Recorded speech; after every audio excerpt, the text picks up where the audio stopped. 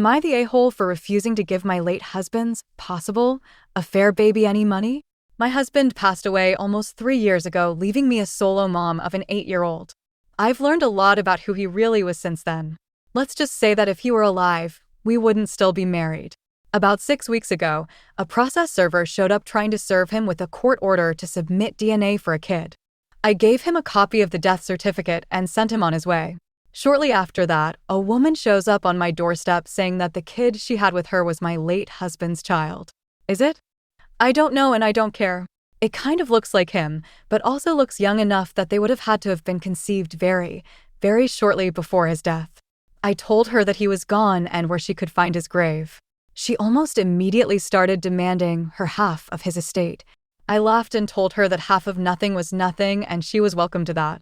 Where I've been informed that I might be TA is that while it's true there was no estate, there were assets that passed outside of probate. One of those assets was a rental property that his parents gave us years ago, deeded with him and I as joint tenant with rights of survivorship. In short, it became mine when he died. I've already sold it and that will be the money that sends my kid to college. Legally, I'm good. Already talked to my attorney about this. While I feel bad for this child, I also have a child of my own to look out for. I'm going to edit this to answer a few questions that I've gotten. No, there was no will in place for him.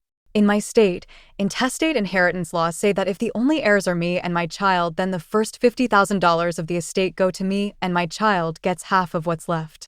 If this does turn out to be his child, then half of the estate would go to me and half to the children, i.e., my child would get 25% and the other child would get 25%. However, that is a moot point because his estate was literally an empty bank account and $40 in cash. Everything else passed outside of probate. A good estate attorney is worth every penny even if I never could get him to meet with her to do his damn will. There was no life insurance. Yes, I'm in the US and my child is receiving survivor's benefits. They aren't huge, but they do pay for the therapy bills. He hadn't worked for a vast majority of our marriage, but luckily did have enough credits to qualify. At this point, I'm not opposed to helping the other child receive the same benefits since it won't affect mine. However, my attorney has recommended to hold off at this time because we don't know what she's planning. She assures me that if the other mother files with Social Security that they will backdate any payments to at least the date filed, so holding off won't affect the total amount if it does turn out to be his child. I have no idea if she knew he was married at the time or not. My husband's parents are alive, but our relationship is strained, at best. I haven't told them about any of this and have done my best to let them keep believing that their son was a saint. AITA has no consensus bot. OOP was NTA. Relevant comments. Commenter 1, downvoted. NTA for having nothing to offer. But you are definitely the AH for referring to this child as an it, like he or she isn't even alive to you. How hateful. That child is innocent. Completely innocent. And they are a person who did literally nothing to ask for your cruel dismissiveness of their very humanity. OOP, I'm trying to maintain some semblance of privacy here by not referencing whether it's a boy or a girl. I live in a small town and the rumors are already flying. Commenter 2, NTA. And for what it's worth, that's not a terribly uncommon scam for some reason. If you still have the papers, I'd look into if they were even legitimate. OOP, they were. That's the first thing my attorney looked into. The working theory is that she really didn't know when she filed. Why she waited so long is anyone's guess. Commenter 3, NTA, you owe her nothing. Info, other than her word, do you have any proof that he actually did sleep with her? Do you have any other reason to change your opinion about your husband at this point? OOP, I haven't found anything definitive that he was sleeping with anyone else. But I did find out that he was hiding a drug addiction and lying about a lot of other things, so it's possible. OOP clarifies on the possible estate.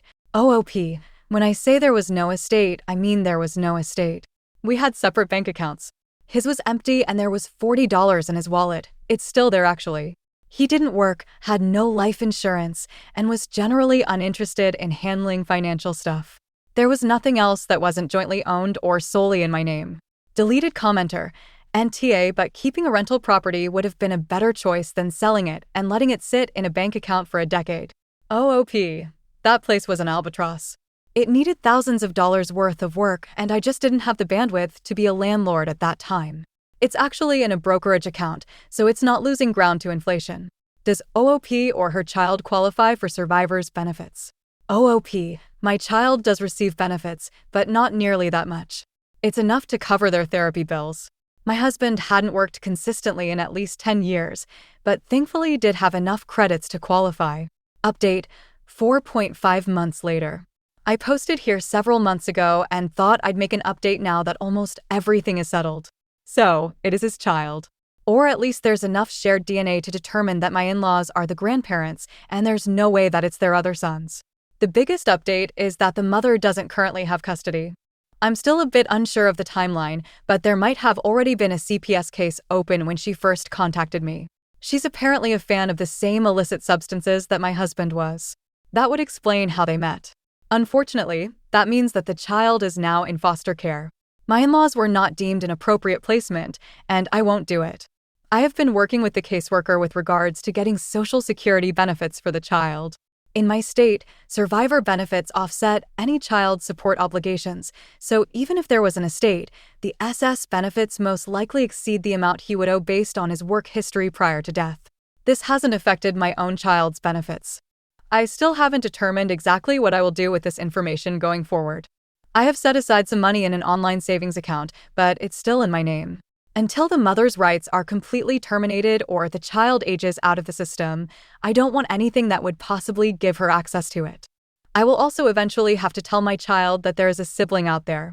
I've been through the ringer over the last couple of months, and I'm still just so fucking mad that I'm still cleaning up my husband's mess. Relevant/top comments. Does OOP's husband have any siblings that could take the child in?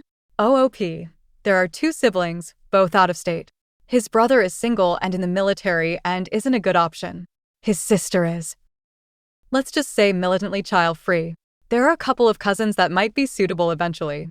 I'm really not sure what's going on with that process because even though I'm friendly with the caseworker, I'm also not related to this child nor am I a licensed foster provider, so there are limits to what she can tell me due to privacy. Why can't OOP take the child in? OOP, I won't go as far as calling them a burden, but I'm in no position to take on another child and have taken measures to prevent that. I already feel like I fail my own child on a weekly basis. Commenter, wow, I can't imagine how hard this has been for you, and I'm so sorry you're dealing with this.